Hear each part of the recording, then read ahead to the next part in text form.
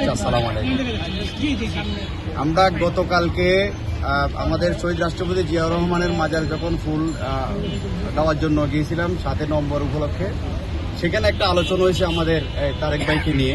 আমরা এখানে তখন তৎক্ষণাৎ আমাদের কেন্দ্রীয় সিদ্ধান্ত হয়েছে আসার জন্য আমরা আসছিলাম।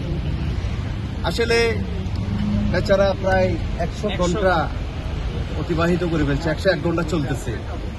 গতকালকে যাওয়ার পরে আমরা ব্যাপকভাবে সোশ্যাল মিডিয়ায় দেখেছি এবং ওনার বাচ্চারা, ওনার বাবি সাহেব আমাদের তারেক ভাইয়ের আসছে, কান্নাকাটি করছে। আল্লাহকে হাজির নাজির করে বলি, আমরা রাত্রে যখন লাঞ্চ করতে বসছি খাওয়ার জন্য, ভিতরে খাওয়া যাচ্ছে না। পানি যখন হাতের বোতলে যখন পানি নিয়েছিলাম তখন তারেক ভাইয়ের কথা মনে যায় পানির গ্লাসের ভিতরে ওনার ছবিটা বেশি উঠছে। এই ব্যক্তি শেখ হাসিনা সরকারের পতনের জন্য ব্যাপক ভূমিকা রেখেছে এবং চোখে প্রশাসনের দিকে চোখে হাত রেখে কথা বলেছে।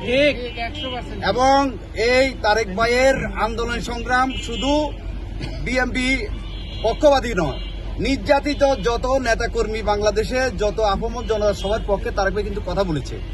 আজকে এই মুহূর্তে তারেক ভাই